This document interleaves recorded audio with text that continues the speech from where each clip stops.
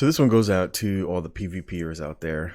I know for a long time I was an ESO Battlegrounds player, and then up until the point where, and I guess I became an ESO Battlegrounds player because that's the only thing that was left.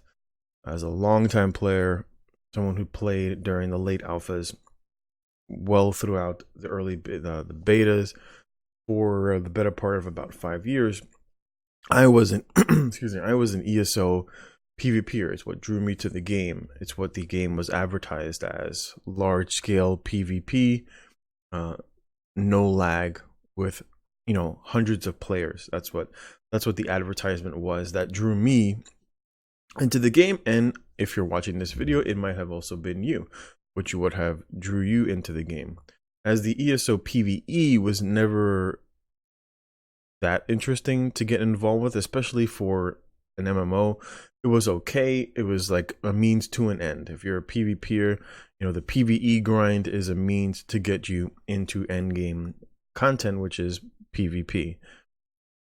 If you've played a lot of MMOs like I have, I've literally played, if it had PvP, I played it, whether it was a Lineage 2, WoW, you name it. I've played every single one of them. Ion, Albion Online, like literally, if it had PvP, I played it because I'm a PvP player. And even though I do enjoy some PvE here and there, it's definitely not why I purchased the game. So up until the point where open world was dead because it was just all Zergy, you'd take a resource, 40 people would show up, rinse, repeat. The whole horse simulator got really old. And then Battlegrounds came out.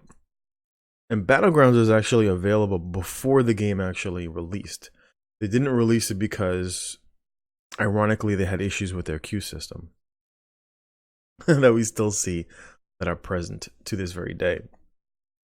And once kind of that went away, then there was nothing left to do in the game for players like me. There was, open world PvE, PvP is dead, and BGs are a shit show. As you can see that this person posted, that their PvP changes, changes to the group finder don't work, and that things stay this way for the better part of months on end.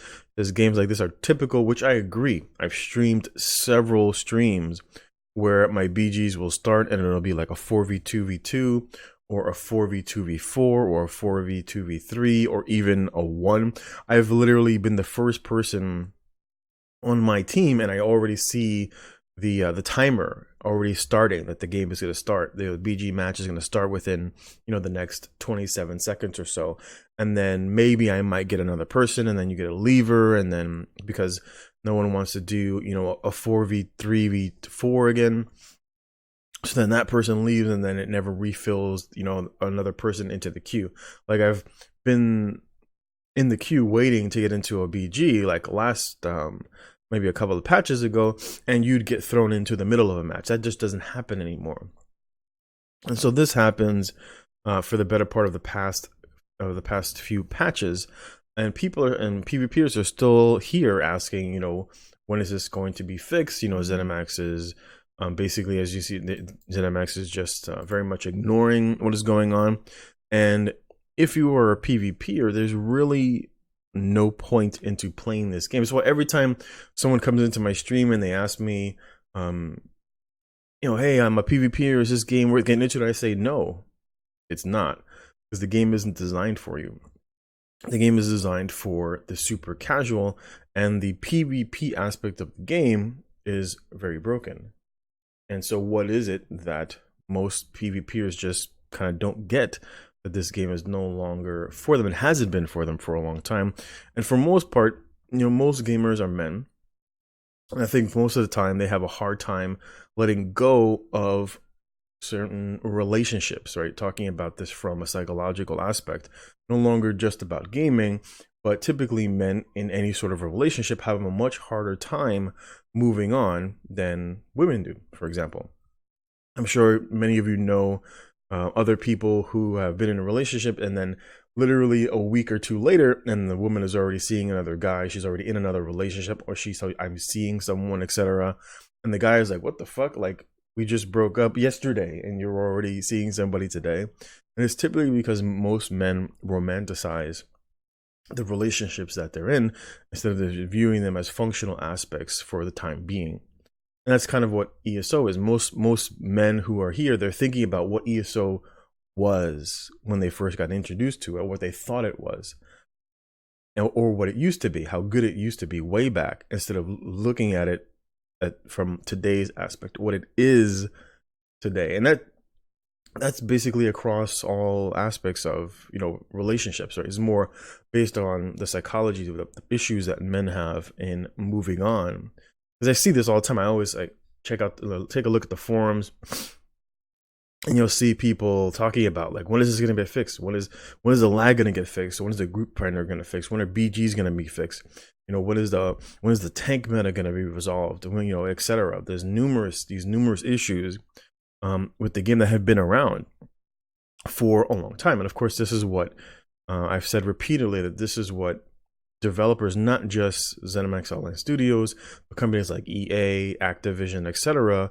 This is what they basically play on, is that, the vast majority of their consumers are men. Men typically have a harder time moving on, so they make these games very addicting, just like male-female relationships. And the more men who, as they talk about today, take the red pill and have a higher standard of what is acceptable within their life, make it much easier for these things not to happen. I mean, even to this day, people are still playing Fallout 76, and there's a wide array of YouTube videos talking about hacking that's going on and the numerous bugs, and yet Bethesda still went and tried to get people to sign up for a $100 subscription for that game that is broken.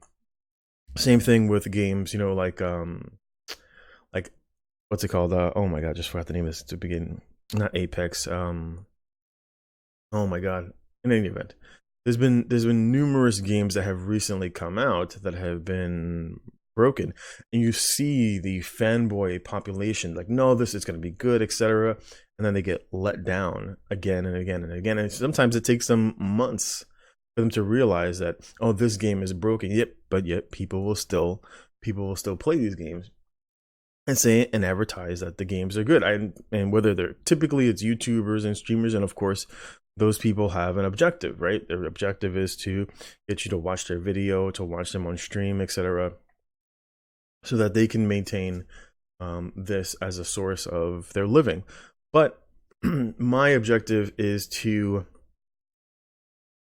get people to realize, this is an actual thing that takes place.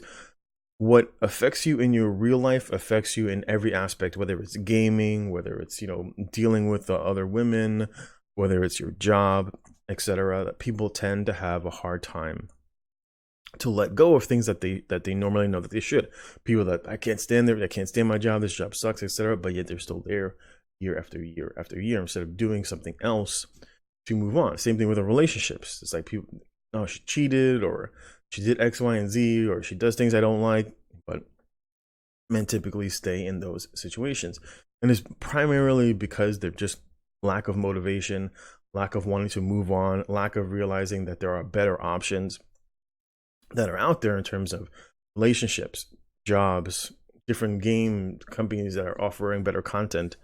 And this is what typically companies like ZeniMax Online Studios count on, is that you as a player will not go away. Like, they will, all these bugs that will be in the game, and they have no motivation to change because you don't change, because you don't expect more from them, and because they know that, prey on that. And that's exactly why the game has been in this state for the better part of the past few years. It's primarily because the only way that it will change is when you change as a person, when you have a higher standard of what you're willing to accept in terms of forms of entertainment. Then these companies will be forced to make changes because there's no financial reason for them. I mean, if you still buy crowns, if you still log in, if you still subscribe, right? If you still advertise their game for them, etc. If you're just logging in to the game, helps to keep the game look artificially populated. and it's still until more people actually leave the game, and either one, force the developers, not the developer, to force the people higher up to make better business decisions that are more in line with their consumer base, then things won't change. It'll always be the same thing. It'll always be the super casual cosmetics, etc. Because this is what they're catering to. Not even towards the end game PvEers, as there hasn't been end game PvE content to the game, because again, that's not their player base. They're just basically advertising the game to whoever is willing to buy the game. The super casuals. I watch some of these streams and I'm like, my God, this looks really boring. Like, there's literally nothing going on. You might as well be playing a solo player. I was like, what's the point of playing an MMO? But that's a whole other thing. In any event, hope this new year is having you starting better off than 2019. Stay focused, set your goals, and keep working at them. I've been staying focused, paying attention to what's going on in the market. I've got housing goals. I've been living here in the city for the past 8 years, and eventually looking to retire. So I'm always working at that. Turned 40, so looking to retire hopefully soon over the next couple of years. But in any event, whatever it is that you are doing, and whether your goal is to work on your body, start a side business, my advice is to stay focused, work at it continually, so that you'll find the necessary success that you're looking for in life. Thank you for watching.